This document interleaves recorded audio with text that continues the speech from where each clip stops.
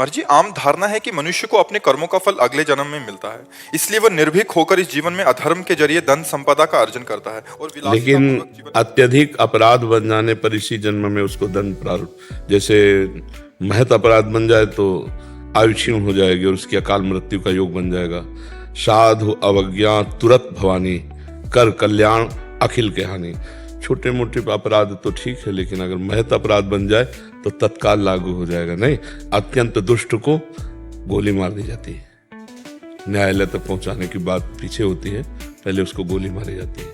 नहीं तो न्यायालय कानून के अनुसार फिर अपराधी को फांसी या सजा मिलती है। लेकिन अत्यंत दुष्ट जैसे आतंकवादी है, क्योंकि अगर उनको चांस मिला तो फिर उनको मृत्यु दंड ही उनका सच्चा मार्जन है उनके अपराध का। तो जब महत अपराध बन जाता है तो फिर इसी जन्म में लागू हो जाता है। और साधारण अपराध बनते हैं शुभ अशुभ, तो वो उसके चलते रहते हैं, फिर भगवान देते हैं, क्योंकि अनंत जन्मों का हिसाब किताब है। तो हमें लगता है कि इस कानून को ऐसा ना समझा जाए कि गलत है। हमारी भारतीय संविधान में भी देखो, सबको तुरंत दंड मिल जाता है क्या?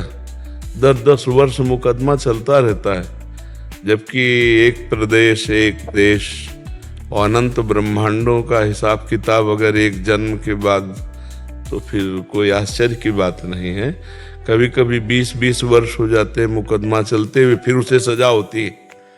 तो इसलिए ये भागवतिक जो कानून है, उसे उसको इसी जन्म में अशांति, उद्विग्नता, भय, शोक, चिंता, मृत्यु, ये तो प्राप्त होते हैं। और परिणाम जो होता है वो फिर कई जन्मों तक, जैसे भीष्म जी कह रहे हैं, मुझे 100 जन्म तक याद है, मैंने ऐसा कोई पाप नहीं किया कि 6 महीना बाणों की शैया पर।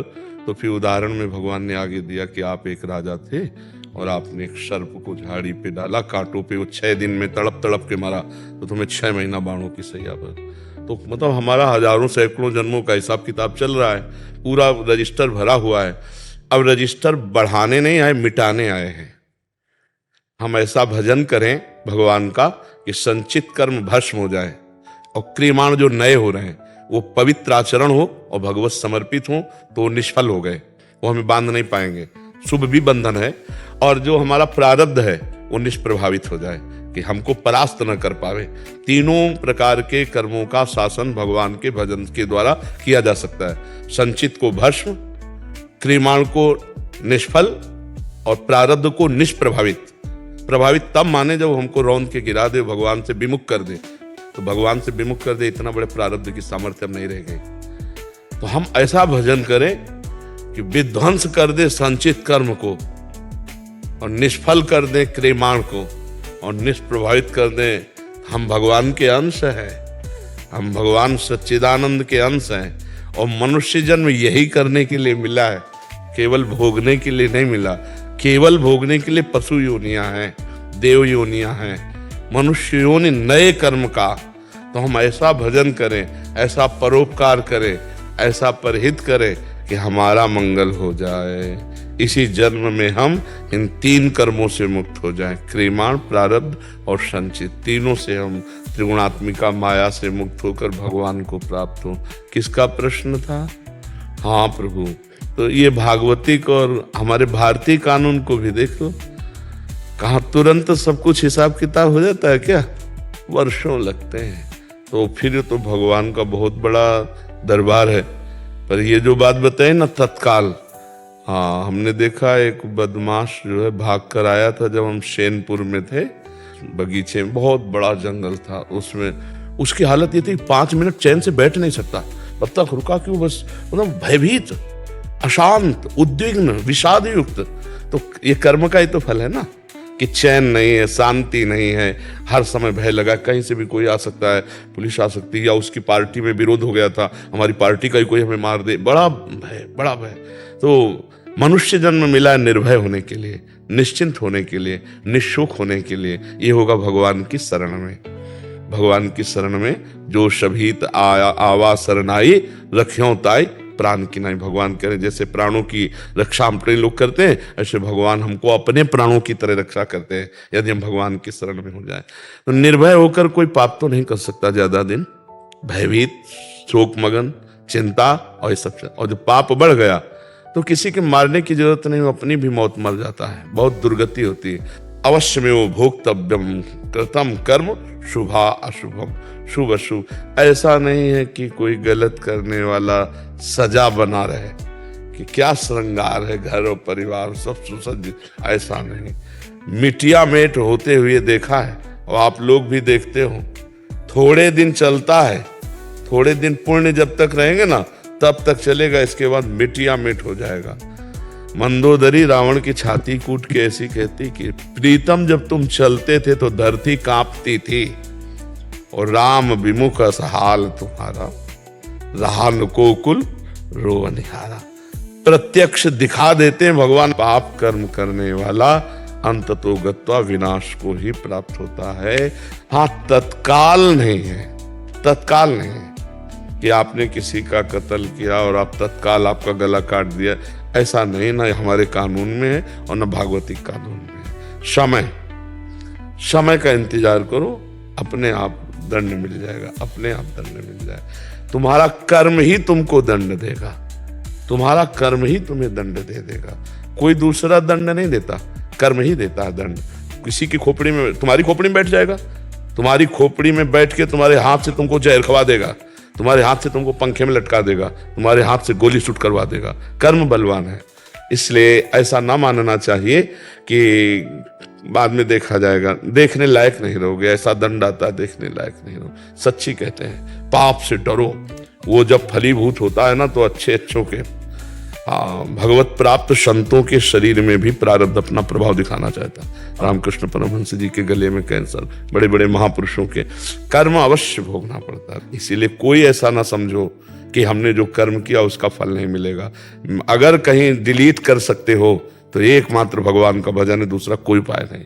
भजन से ऐसा होता, अगर ऐसा ना होता तो कोई जीवन मुक्त होता ही नहीं, कोई भगवान को प्राप्ति नहीं कर पाता, सब कर्म भोग में फंसे रहते। भगवान के नाम में इतनी सामर्थ्य है, मिटा देंगे आपके संचित कर्म को, मिटा देंगे, पक्का मिटा देंगे। बहुत बड़ा गोदाम जमा है संचित कर्म का, इसलिए नाम, भगवान का नाम जितना जप लो। इस बात को मत देखो कि वो पापी बहुत सुखी है, वो बहुत गाड़ियां और बहुत रुपया पैसा सब मिट्टी में मिल जाएगा। अब आप अविनाशी हैं नहीं कि आप देख सको, शरीर विनाशी है, दृष्टि प्राकृतिक है, नहीं, बिल्कुल मिटिया मेट दिखाई देता है। एक दो नहीं, कई उदाहरण हमने देखे, कई उदाहरण देखे। इसी जन्म में जहां ताज बांध करके चलते थे, दुखिया को न सताइए दुखिया देगा रोए, और जब दुखिया के मुखिया सुने तब तेरी गति का मिट्टी में मिल गए। इसलिए बहुत कर्म किसी को बख्शता नहीं है, इसलिए मत सोचो कि हमारा पाप कर्म कोई जान नहीं पाया, जान नहीं पाया, लेकिन सरकारी बैंक में जमा ब्याज सहित मिलेगा तुम्हें। अगर मिटा सकते हो तो भजन के द्वारा मिटा दो, नहीं तो भोगना पड़ेगा। अभी मिटा दो, निकल पड़ा तो भजन करते हुए भी भोगना पड़ेगा। ये भी बात है, पूर्व का जैसे बाण छूट गया वो तो लगेगा कि जो तूड़ीर में उसे भस्म कर सकते हो, तो जो संचित कर्म है वो तो भस्म हो जाएंगे, लेकिन जो प्रारब्ध बन के आ गया, अगर भजन में चित्त लगाए तो प्रभाव कम रहेगा, पर शरीर में रहेगा उसका प्रभाव। आप समझ पाए प्रभु? रमेश जी नोएडा से। गुरुदेव आपके चरणों में कोटि कोटि प्रणाम। महाराज जी, महापुरुषों और महाराज जी आपसे भी सुना है कि प्रकट शरीर का ज्यादा महत्व तब तक है जब तक भगवत प्राप्ति नहीं होती, परंतु शिष्य और भक्तों के लिए गुरु जी के प्रकट शरीर का बहुत महत्व है। उनकी चाहत है कि गुरु जी के प्रकट शरीर में दर्शन, सत्संग, एकांतिक वार्तालाप दीर्घ आयु तक बना रहे। ये जानते हुए भी मृत्यु लोक में स्थूल प्रकट शरीर की आयु श्वास सीमित है। प्रियता, प्रियता और जो सानिध्य में लाभ मिलेगा वो अमोघ होगा। अब जैसे हमारी बाणी आप टेप कर लो और उसको सुनो तो पकड़ पाओ तो पकड़ पाओ, लेकिन जैसे आप सामने आए हो, अब हमारी दृष्टि पड़ रही, इसका एक अलग प्रभाव होगा, इसका प्रभाव होगा। जैसे आप इतने में बैठे हो ना, एक अजीब वातावरण आप खुद देखेंगे। भजन का एक प्रभाव होता है, जैसे व्यभिचारी पापी आदमी जहां बैठता है उस जगह अपवित्र हो जाती है। उससे संभाषण करने मात्र से अपवित्रता आ जाती है। ऐसे भगवत प्रेमी, भगवत भजनानंदी, उनके दर्शन से, उनके संभाषण से, उनके सानिध्य से हमको पावर मिलता है। केवल प्रवचन ही नहीं, हमको पावर मिलता है जिससे हम अध्यात्म को धारण करने की क्षमता रखते हैं। तो ये तो भगवान की कृपा से ही लाभ, जितने दिन बदा है उतने ही दिन मिलेगा, नहीं तो फिर नहीं मिलेगा। जैसे मानो उड़िया बाबा थे, तो उनके सामने जो रंग था अब वो रंग थोड़ी है। आश्रम में जाके देख लो, उनकी गुफा में जाके देख लो, उनके आसन में जाके देख लो, वो रंग। चिड़िया उड़ गया तो फिर पिजड़े का कोई बात तो थोड़ी रह जाता। तो ये तो यही लाभ लेना है। प्रगट में जितने दिन है हमको इतना पक्का हो जाना है कि हमें माया